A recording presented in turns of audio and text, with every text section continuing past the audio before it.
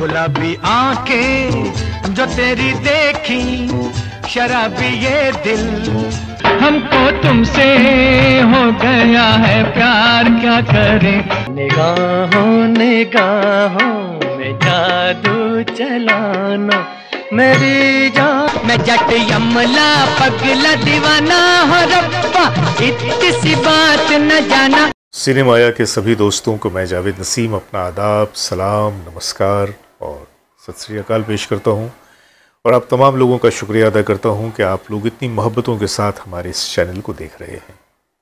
आज मैं एक बहुत ही ख़ास वीडियो लेकर आपके सामने आया हूं कि जिसमें मैं ये बताने वाला हूं कि मोहम्मद रफ़ी साहब को फिल्म इंडस्ट्री में अपने कैरियर के दौरान कितने फिल्म फेयर अवार्ड से नवाजा गया।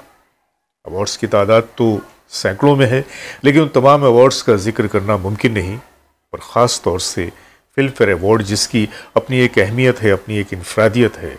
और कहते हैं कि फ़िल्म इंडस्ट्री में अगर किसी आर्टिस्ट को, किसी फ़नकार को फिल्म फेयर अवार्ड न मिला तो उसका कैरियर अधूरा रह जाता है। लेकिन रफ़ी साहब को अपने कैरियर के दौरान 6 बार फिल्म फेयर अवार्ड दिए गए। आइए चलते हैं आज के वीडियो की तरफ।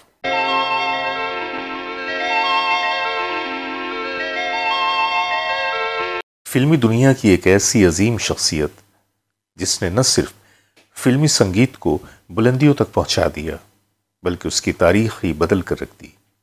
जी हाँ, मैं बात कर रहा हूं मोहम्मद रफ़ी साहब की, जो आज से 42 साल पहले ऊपर वाले से जा मिले।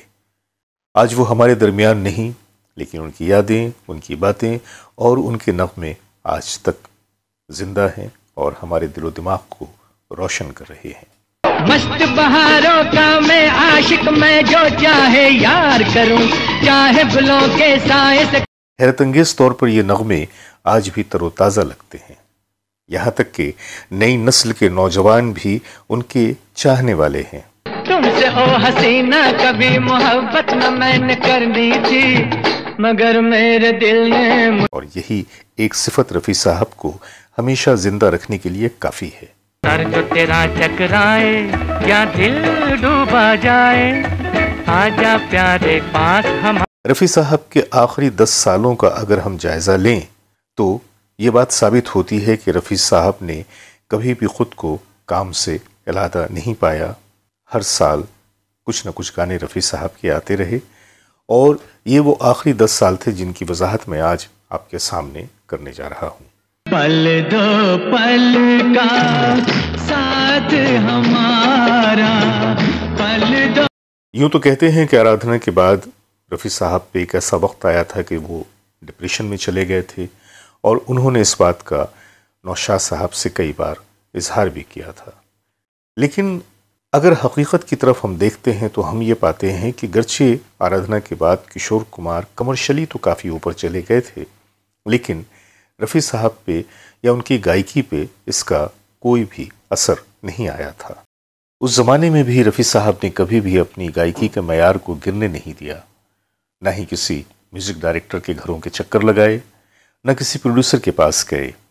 और किशोर कुमार साहब और रफ़ी साहब के आपस में चपकलश की खबरें बताने वालों को शायद ये बात नहीं मालूम कि उस ज़माने में भी किशोर कुमार ने कई बार अपने संगीतकारों को ये कहकर गाने से इनकार कर दिया कि ये वो गाना है जो मैं गा ही नहीं सकता, आप इस गाने को रफ़ी साहब से गवाएं। उन्हीं दिनों टाइम्स ऑफ इंडिया ने एक मुकाबले की फ़ज़ा कायम कर दी। उसने रफ़ी साहब और किशोर कुमार के चाहने वालों के दरमियान गोया अपने पेपर के द्वारा एक जंग छेड़ दी थी और एक वोटिंग होने लगी थी कि उन दोनों में से बेहतर सिंगर कौन है।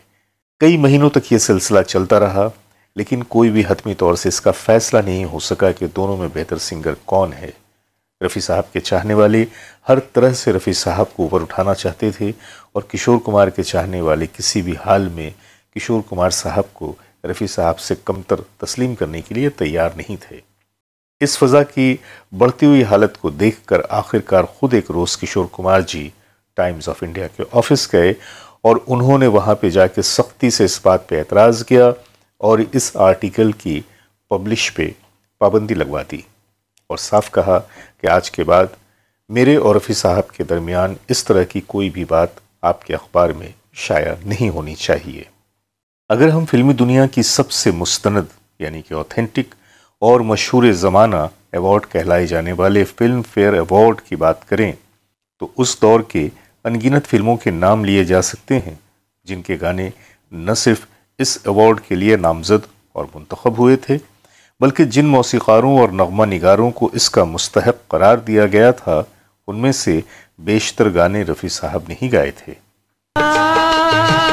लग जा गले दिल जुबा कहाँ रोक के चली।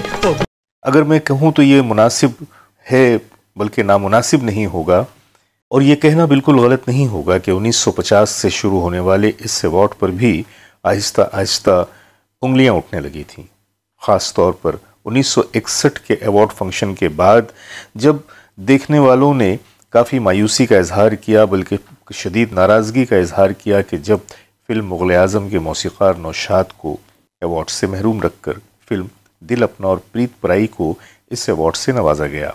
यहाँ रफ़ी साहब के उन गानों की मैं एक हल्की सी आपके सामने लिस्ट पेश करने जा रहा हूँ जो न सिर्फ उस अवार्ड के लिए नामजद हुए थे, बल्कि उनमें से अक्सर गानों के मौसीक़ार और लिरिसिस्ट जो थे इस अवार्ड के लिए मुंतखब भी हुए थे।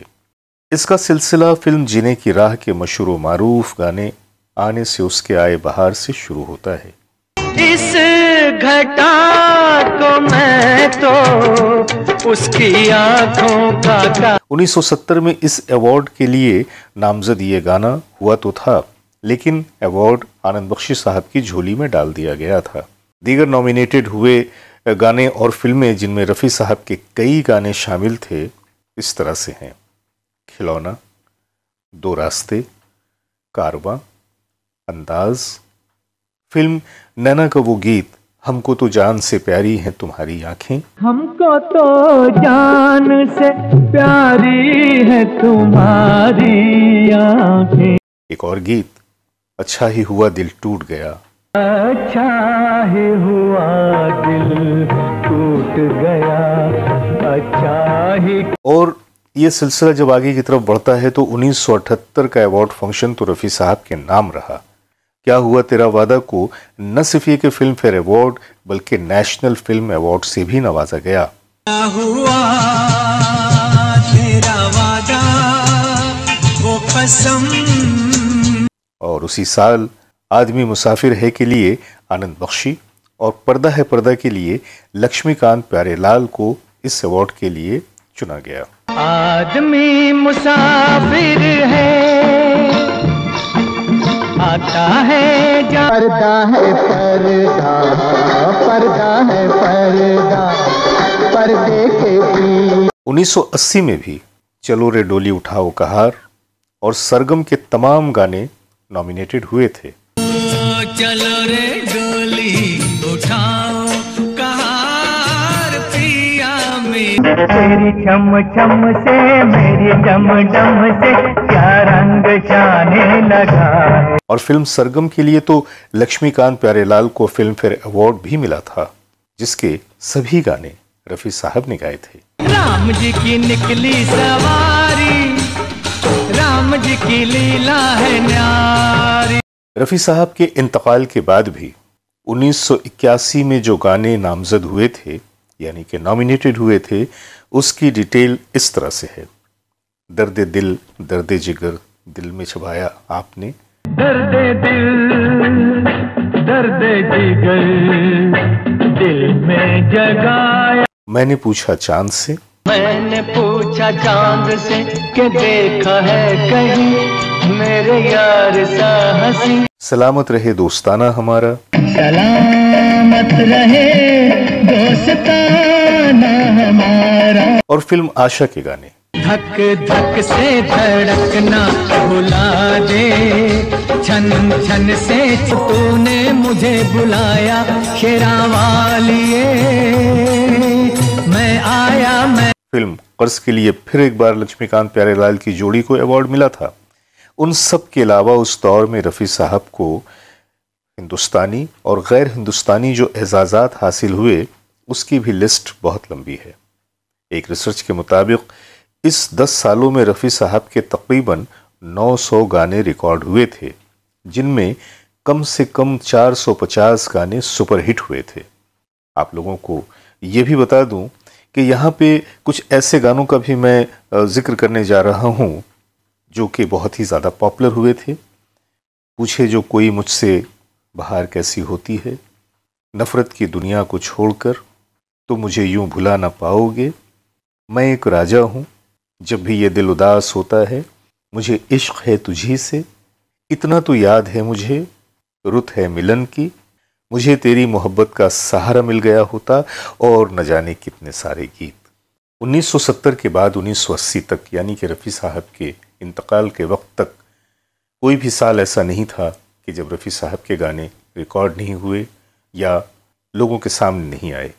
यहाँ तक कि उनके जाने के बाद 1980 में जब उनका इंतकाल हुआ तो उनके जाने के बाद 1991 तक रफ़ी साहब के गाने हर साल कुछ ना कुछ आते रहे।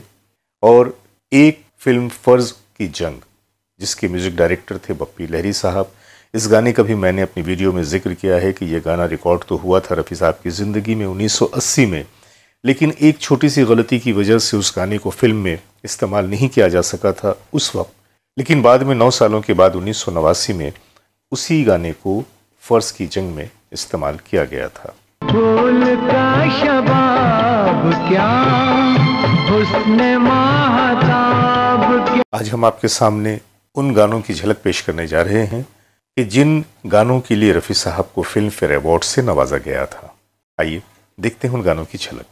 14वीं का चांद हो या आफ़ताब हो, तेरी प्यारी प्यारी सूरत को किसी की नजर ना लग, चाहूंगा मैं तुझे सांझ सवेरे, फिर भी बहारों फूल बरसाओ मेरा महबूब, दिल के झरोके में तुझको बिठा कर यादों को तेरी मैं दुल्हन को कसम। उम्मीद है कि आज का ये वीडियो आप लोगों को पसंद आया होगा। आज की वीडियो में हमने फिल्म फेयर अवार्ड्स जो रफ़ी साहब को दिए गए उनके बारे में बात की, और साथ ही साथ हमने आपको ये बताने की कोशिश किया कि उनकी ज़िंदगी के आखिर के वो 10 साल, यानी कि 1970 से लेकर 1980 तक का जो साल रहा, इन 10 सालों में भी रफ़ी साहब ने कितना काम किया था। तो बस आज के लिए इतना ही। अपने दोस्त जावेद नसीम को इजाज़त दीजिए बहुत सारी मोहब्बतों के साथ। नमस्कार।